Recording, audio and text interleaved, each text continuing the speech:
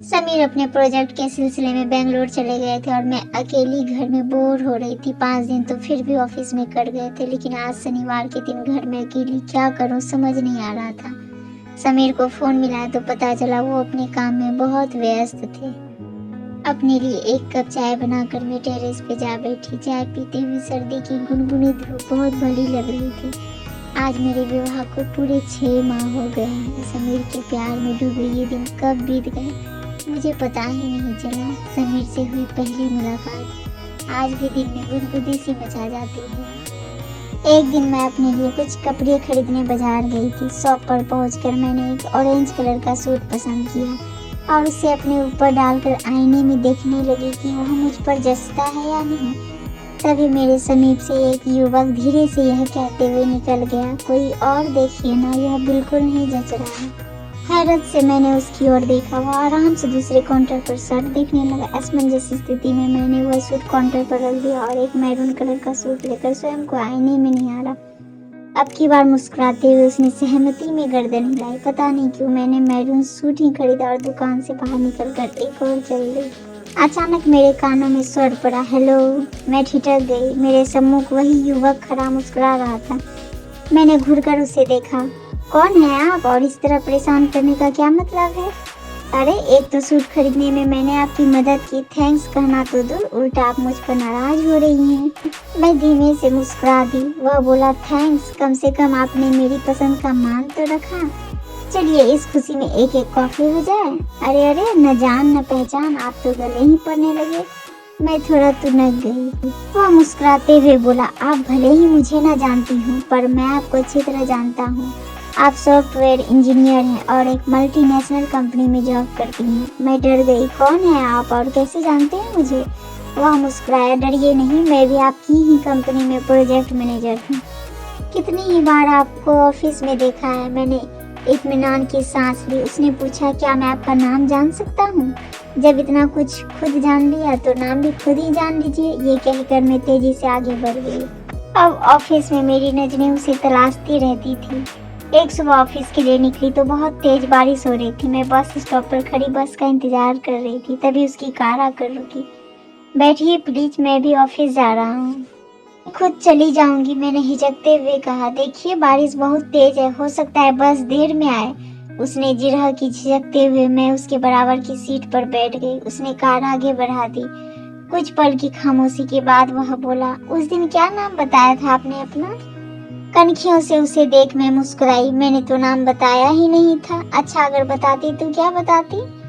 मैं खिलखिला पड़ी और बोली, प्रिया नाम है मेरा और मैं समीर। वो बोला, अब वो अक्सर कभी ऑफिस में तो कभी बाहर मुझे मिलने लगा था। उसकी बातों का अंदाज बहुत दिलचस्प था और सच कहूँ तो उसका साथ मुझे भाने लगा था। उसने बताया था कि पिछले 3 सालों से वह पूना में जॉब कर रहा था और 6 महीने पहले ही नौकरी बदलकर नोएडा में आया था।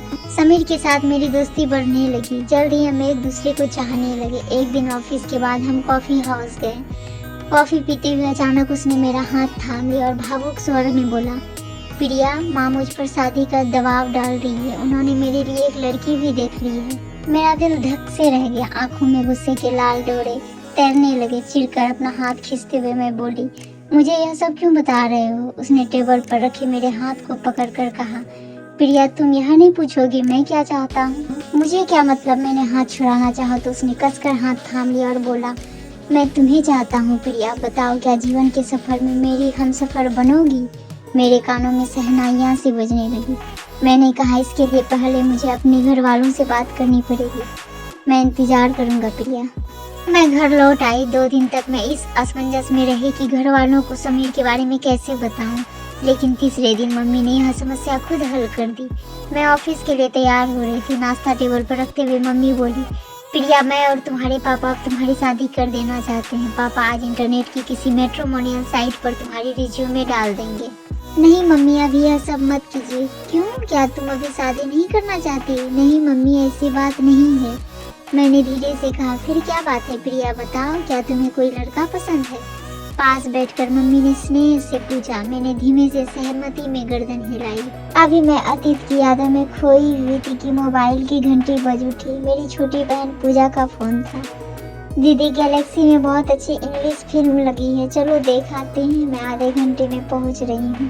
मैं खुशी से चहकी, घर पर अकेले बोर हो रही थी, मेरे लिए इससे अच्छा और क्या हो सकता था। मैंने और पूजा ने फिल्म देखी और पास की गुजराती रेस्टोरेंट में लंच किया। फिर पूजा को घर जाने के लिए बस में बैठाकर अभी मैं मुड़ी ही थी कि सामने से आ रही एक युवती को देख ठिठक गई। वह भी मुझे देखकर रुकी और चहकते हुए मेरे गले लगकर बोली, प्रिया तुम यहाँ? अपनी सहेली श्वेता से मिलकर मैं भी बहुत खुश हो गई। मैंने स्नेह से उसका हाथ कसकर थाम लिया और बोली, मैं काफी समय से दिल्ली में हूँ, तुम अपनी कहो, तुम यहाँ कैसे?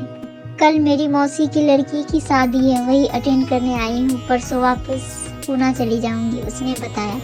श्वेता और मैं स्कूल में अच्छी सहेलियां थी। 12वीं के बाद बीटेक करने के लिए श्वेता पूना चली गई और मैंने दिल्ली में एडमिशन ले लिया। उसके बाद हम दोनों का कोई संपर्क नहीं रहा। आज इतने समय बाद एक दूसरे को देख हम बहुत खुश थे और गप्पे मारने के इरादे से पास के ही कॉफी हाउस में जा बैठे। मैंने कॉफी ऑर्डर की। श्वेता बोली, प्रिया तुझे देखकर तो वक्त के बीतने का एहसास ही नहीं हो रहा, अब भी बिल्कुल वैसी ही दिखती हो। तभी तो मैंने देखते ही पहचान लिया। लेकिन तुम अपना ख्याल नहीं रखती लगता है, कितनी कमजोर लग रही हो। अच्छा शादी वादी की कि नहीं? उसे गौर से देखते हुए मैंने पूछा। पहले तू अपनी बता, तेरी शादी कब हुई? उसकी नजर मेरे हाथों में पहने लाल चूड़े पर थी। मेरे गालों पर समीर के प्यार की सुर्खी फैल गई। मैं बोली, 6 महीने ही हुए हैं यार। मेरी ही कंपनी में प्रोजेक्ट मैनेजर है। पहले प्यार हुआ फिर शादी, अब तू भी कुछ बताएगी या मुझसे ही पूछती जाएगी? मैंने उसे प्यार भरी झिड़की दी। उसने गहरी सांस भरी। मैं तेरी तरह खुशकिस्मत नहीं हूँ प्रिया, अफेयर तो मेरा भी हुआ लेकिन शादी नहीं हुई। वो मुझे छोड़कर चला गया। उसकी आंखें भर आई। क्या मतलब? कौन था वह? खुलकर बताना। मुझे उसे सहानुभूति हो आई थी। श्वेता बोली, वह भी पुणे में मेरी ही कंपनी में था। धीरे धीरे हम एक दूसरे को चाहने लगे और यह चाहत इतनी बढ़ी कि हम दोनों एक ही घर में साथ साथ रहने लगे, लिव इन रिलेशनशिप में। हाँ, श्वेता के चेहरे पर के भाव कुछ बदल गए। पहले तो हमारी अच्छी निभी और हम शादी के बारे में भी सोच रहे थे, लेकिन कुछ ही दिनों बाद हमारे बीच छोटे मोटे झगड़े होने लगे। वो कोई ऐसे मुद्दे नहीं थे प्रिया जिन्हें सुलझाया ना जा सके, लेकिन समीर ने मेरी भावनाओं की कद्र नहीं की। बिना कुछ कहे सुने एक दिन नाराज होकर चला गया। तब मुझे पता चला कि उसने तो अपनी नौकरी भी बदल ली थी। समीर? धीरे से मैंने ये नाम बुदबुदाया और श्वेता की आवाज़ मुझे कहीं दूर से आती हुई लगी। हाँ, समीर नाम था उसका, समीर कपूर, कहकर उसने पर्स से समीर, मेरे पति की फोटो निकालकर मेरे सामने रख दी। मुझे सहसा अपनी आंखों और कानों पर विश्वास नहीं हुआ। मेरा समीर श्वेता के साथ लिव इन रिलेशनशिप में था। हे भगवान! कॉफी हाउस की दीवारें मुझे घूमती सी जान पड़ी, लेकिन श्वेता को मेरे मनोभावों का अंदाजा ही नहीं था। मैंने किसी तरह खुद को संयत किया और सहज होते हुए बोली, तुम तो समझदार हो श्वेता, लिव इन रिलेशनशिप की उम्र ही कितनी होती है। वो शादी के बंधन में बदल जाए तो ठीक, नहीं तो कभी न कभी उसका अंजाम दिल दुखाने वाला ही होता है, क्योंकि कोई बंधन तो होता नहीं ऐसे रिश्ते में। पर श्वेता, अपने पुराने जीवन को अपने वर्तमान पर हावी मत होने देना। तुम अपने लिए अच्छा सा जीवन साथी ढूंढकर घर बसा लो। तुम ठीक कह रही हो प्रिया, मैं भी यही सोच रही हूँ। श्वेता की आंखें नम थी। थोड़ी ही देर में हमने विदा ली। मन में पीड़ा का गुबार दबाए मैं घर लौट आई और पलंग पर गिरकर फुट फुट कर रो पड़ी। मन अब भी यह मानने को तैयार नहीं था कि समीर ने मुझे धोखा दिया था, लेकिन कानों सुनी और आंखों देखी बात को झुठला भी नहीं सकती थी। गुस्से से मेरा सर्वांग कांप रहा था। रोते रोते मैंने अपना बैग उठाया और उसमें अपने कपड़े डालने लगी। समीर के साथ रहना बहुत मुश्किल था। बैग लगाकर मैं मुड़ी ही थी कि मेरी निगाह टेबल पर रखी हमारी फोटो पर पड़ी। मनाली की खूबसूरत वादियों में आलिंगन मत किए हुए समीर मुझे प्यार से निहार रहे थे। हमारे हनीमून का वह आखिरी दिन था। उस सुबह की स्मृतियाँ मेरी पलकों के रास्ते मन के आंगन में उतरने लगी थी। होटल के कमरे में हम दोनों चाय की चुस्कियां ले रहे थे। मैं बार बार समीर को छेड़ रही थी, लेकिन वे गंभीर थे। मैंने वजह जाननी चाहिए तो वह बोले थे, प्रिया मेरे मन पर एक बड़ा बोझ है। कुछ समय पूर्व मुझसे एक बहुत बड़ी भूल हो चुकी है। आज तुम्हारे सामने स्वीकार करना चाहता हूँ। मेरे जीवन में एक लड़की आई थी, सोचा था उसी से विवाह करूँगा, लेकिन मेरे और उसके स्वभाव में जमीन आसमान का अंतर था। मुझे लगा हम दोनों की निभ नहीं पाएगी, इसलिए मैंने उसे छोड़ दिया। प्रिया, मुझे शादी से पहले तुम्हें यह सब बताना चाहिए था। मैं मानता हूँ वैवाहिक जीवन की बुनियाद आपसी विश्वास और सच्चाई पर टिकी होनी चाहिए। लेकिन यह सच तुम्हें बताने की मेरी हिम्मत ही नहीं हुई। डरता था कहीं तुम मुझे छोड़ न दो। क्या तुम मुझे माफ़ कर पाओगी? मेरे मन में एक टीस सी उठी, लेकिन मैंने उसे दबा दिया। मैंने उन्हें ध्यान से देखा। उनकी आंखों में पछतावे के साथ साथ सच्चाई भी थी। उदारता का परिचय देते हुए मैंने कहा था, समीर, तुम्हारा अतीत में कुछ भी रहा हो, मेरा उससे कुछ भी लेना देना नहीं है। तुम्हारा वर्तमान और भविष्य मुझसे जुड़ा है। मेरे लिए इससे बड़ी खुशकिस्मती और क्या हो सकती है। मेरे विशाल हृदयता ने समीर को मेरा मुरीद बना दिया था। मुझे ख्याल आया कि इन 6 महीनों में उन्होंने मुझे इतना प्यार दिया था कि मैं अपनी किस्मत पर इतराने लगी थी। लेकिन आज श्वेता से समीर के लिए सुनना और उनका लिव इन रिलेशनशिप में रहना मैं बर्दाश्त नहीं कर पा रही हूँ। क्या करूँ? समीर को छोड़ दूँ, वह भी उस गलती के लिए जिसका उन्हें पछतावा है, या फिर क्या रिश्ता तोड़ देना इतना सरल है?